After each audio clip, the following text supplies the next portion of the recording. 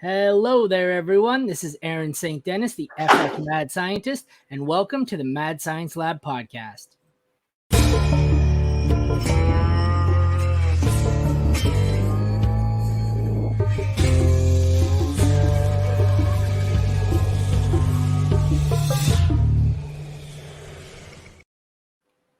Today we are continuing on with my tiers, and here to do some redraft QB is Mase Riney. Mase, thanks for joining me.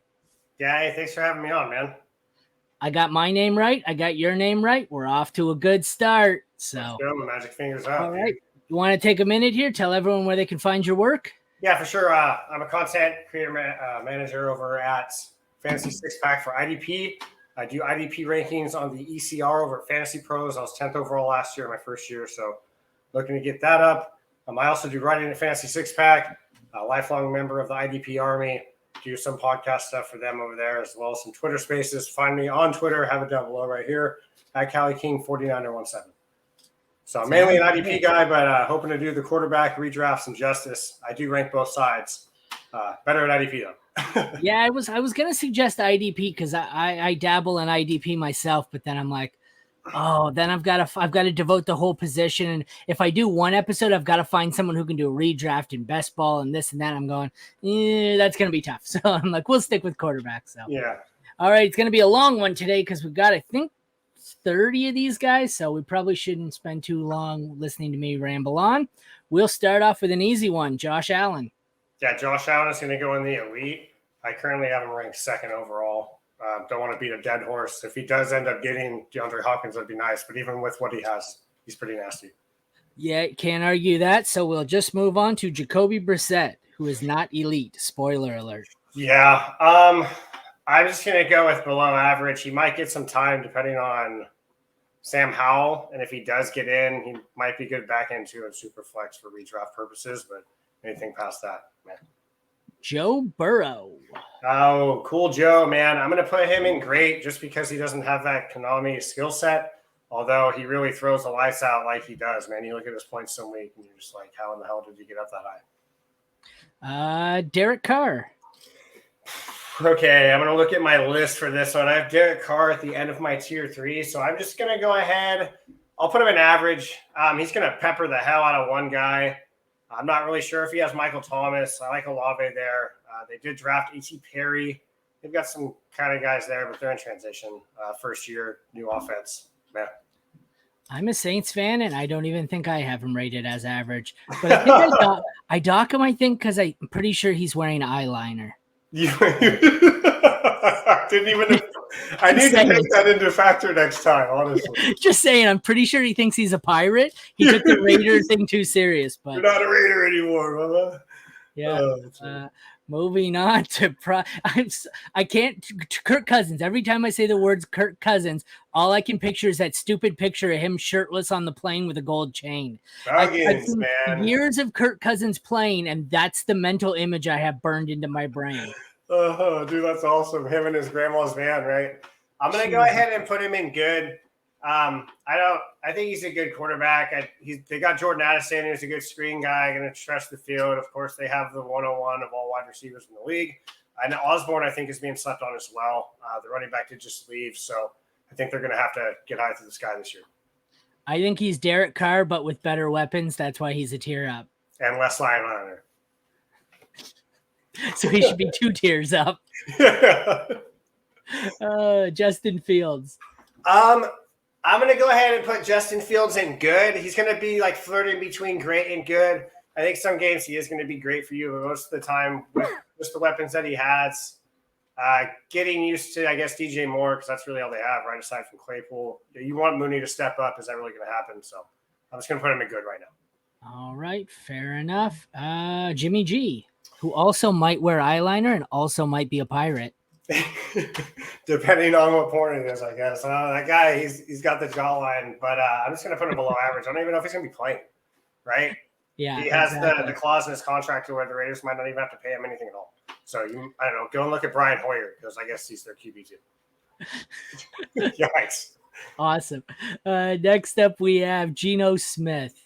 I'm going to put Geno Smith in the good tier. They've just got the firepower. I don't know. I think average because they do have the 2 running backs, but they might utilize them in the passing game as well. I guess it really just matters on what they do. Gino, I think he finished top 12 last year in Fantasy Pro, so I don't mind leaving them there in the good area. Their division's weak as well. Next up, we have Jared Goff, who probably gets a bump above or a bump in tier if you take the time to go on Instagram and look at his wife. I know he's elite. No, I know once again we've gotten outside of fantasy football talents, but she is elite. Right. I'm gonna go ahead and just.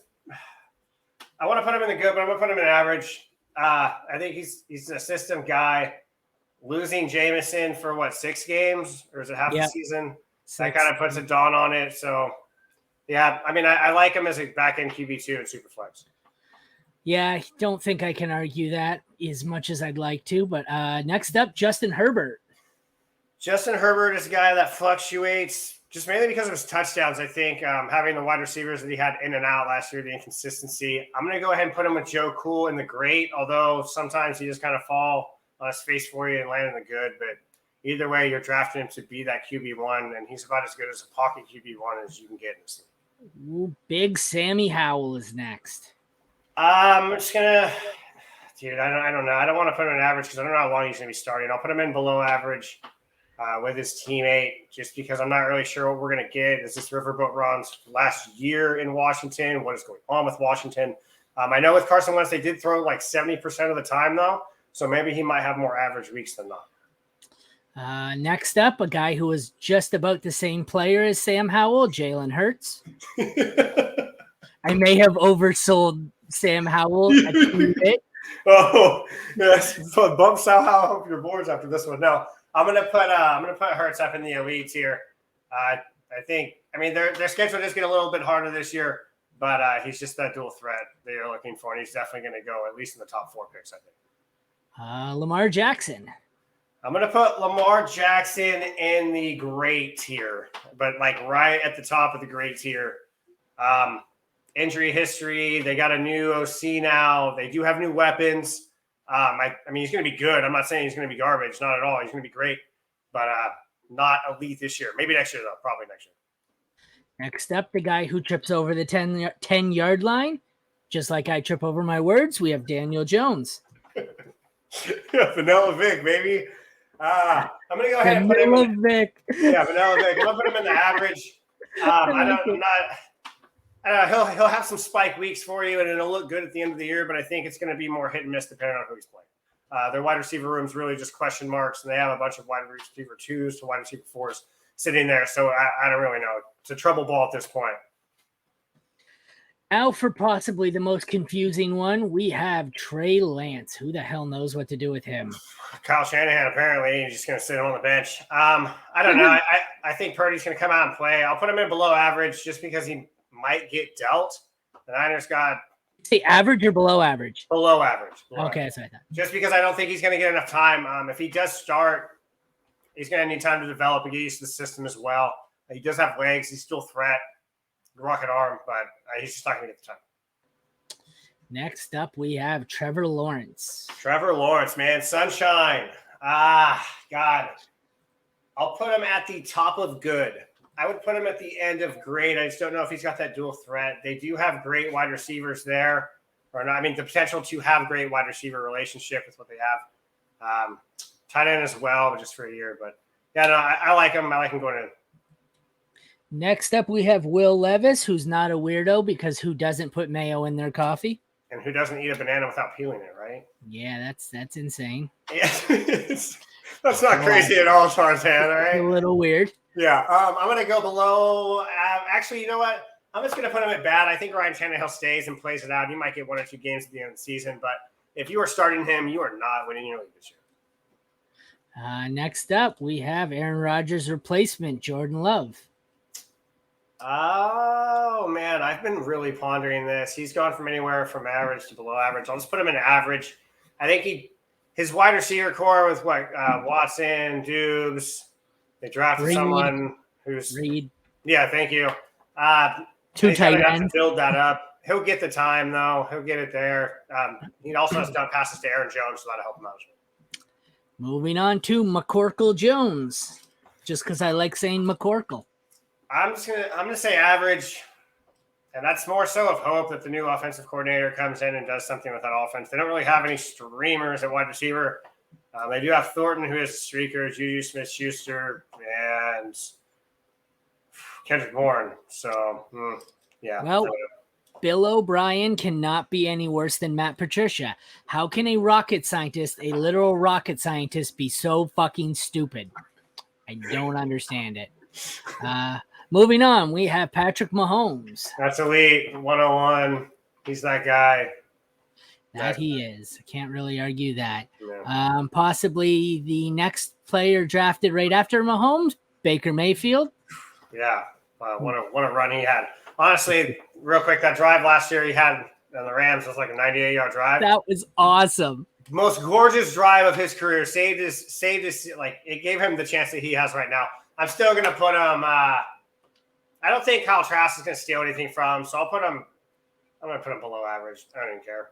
It just goes to show you that until you said that, I completely forgot about it. You're only remembered for the bad things you do, because whenever I picture Baker, all I can see is him grabbing his junk and flipping off the other team in college. That's all I will ever see from him. Bosa remember that, didn't he? Yeah. Next up, we have Kyler Murray. And to clarify, this is Kyler Murray early in the season before Call of Duty is released. Right. He gets downgraded 2 tiers once it comes out.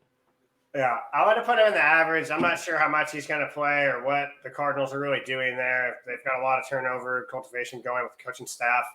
I really think James Conner is going to be the only one that you get from that offense there. So. I never even considered. Maybe he's not really hurt. Maybe he's just determined he's going to sit out to play Call of Duty from the start of the season. Like maybe he's not ranking up enough during the early weeks of the season, and he's just decided the IR is the best way to maximize his Xbox time. That's brilliant on his half. Hey, for a guy who doesn't study, it's brilliant. Making that paper. Well, he's got the book open right here. Yeah. And he just like plays over it, and they're like, "What are you doing?" He's like, "Dude, I'm page 65." It's just Call of Duty maps. That's his playbook. He's marking camping spots. Yeah. Holy shit, that's awesome. Okay.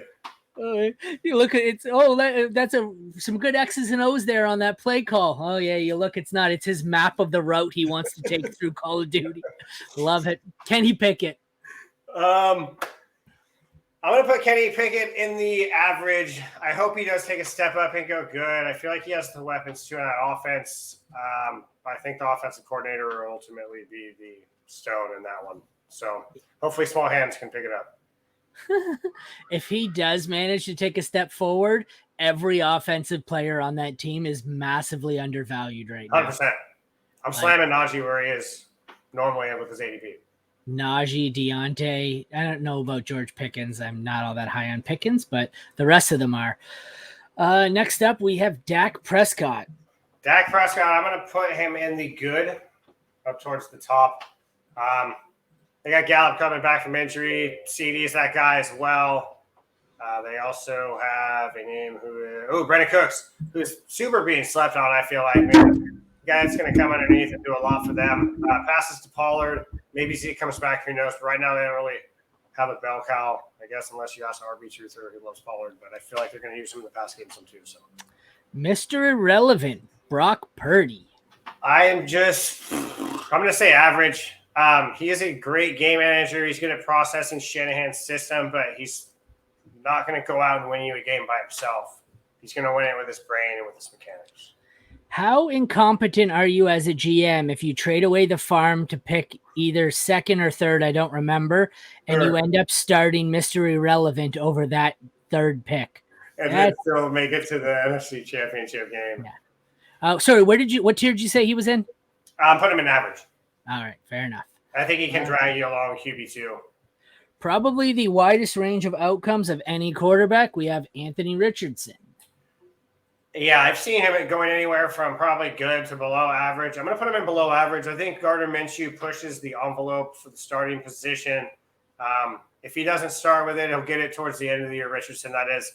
I don't know. Like, I am in love with the talent, but the whole Trey Lance thing and being in love with the talent kind of makes me, I mean, like you said, they're not the same GM, but I feel like it's going to take time for Richardson.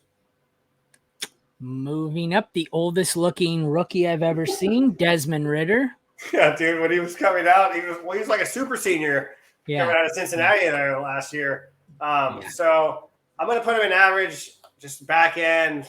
He's a guy that'll be on your wires if you're in a 1 QB. Doesn't really have a lot of options. I mean, he's got Pitts and he's got forget the other guy, wide receiver. But, London. Yeah, London. thank you, London. Yeah. But I don't know. He's a game manager. We have the Magic Mushroom King, Aaron Rodgers. King Magic Mushroom Toad. Tripping balls in a cave. Dude, I'd love to be in there and just see what's happening. I'm going to put him in good.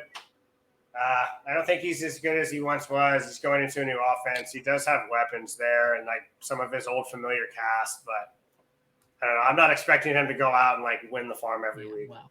You try playing in an NFL game, tripping balls on shrooms, see how it works out. I look like Sam Darnold out there, man. He's seeing ghosts. Yeah. Oh shit, that's terrible. Let's just hope he keeps his mom away from Zach Wilson. Dude. Oh wait, he doesn't see his family anyways. We're safe. He doesn't hang out with his family. Oh, that's right. Matt Stafford.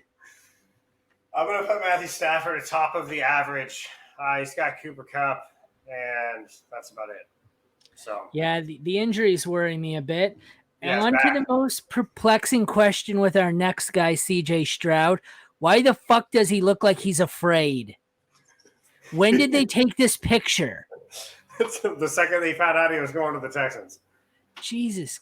Yeah, that's exactly it. Right now he's reading the list of his wide receivers. His wide receivers and linemen. He's like, hold on. They got a good defense, right? No.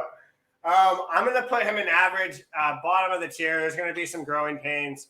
He doesn't have a lot of depth like we were talking about there at the wide receiver. Even running back they got Pierce, but nothing really steady. They're going to have a lot to grow there. Is it weird that if you gave him the option of taking the wide receivers and offensive linemen on the Texans or on Ohio State, he would take Ohio State hands down? He get JSN too, right? That's pretty bad. Like the Ohio State roster might be better than the team he currently plays for. Good God. Tua. I'm feeling some Tua this year, man. I'm gonna put him at the high end of the good scale. I want to put him in the great, but just the injury concerns and everything else going on kind of lead me to put him down. Yeah, when he can avoid his back injury. That's what it is. Okay. Yeah. I remember I posted one of those on one of the sites. I was on one of those breaking news like graphics, and it said Tua done for the. I was assuming, because it was pretty obvious after his first one. Tua done for the day with a concussion, and 10 minutes later he's back in with a back injury. And people are quote tweeting me on Twitter saying, "Oh, it looks like he's back. It wasn't a head injury." I'm going, that's bullshit. Mm-hmm. Like, you guys are so full of shit. It's not even funny. But dude, gotta keep it under wraps, right? Yeah. Moving on, we have Ryan Tannehill. I'm gonna put him in the below average just because I want him to go away. Finally, please, that is solid logic. Just go away. I don't know why he's still a starting quarterback in the league. No. Next up, we have Bill Cosby. Deshaun Watson, I mean, sorry. Freudian slip. Put him in the good. Based on last year, put him in the average, but this is more so of me being hopeful that he takes the grass and that offense takes another step. What the fuck did I just do? Press the wrong button. Oh, I flipped the tier. That's what I did. There we go. Next up, we are going to let Russ cook. Yeah, let's get dangerous and put him in the good.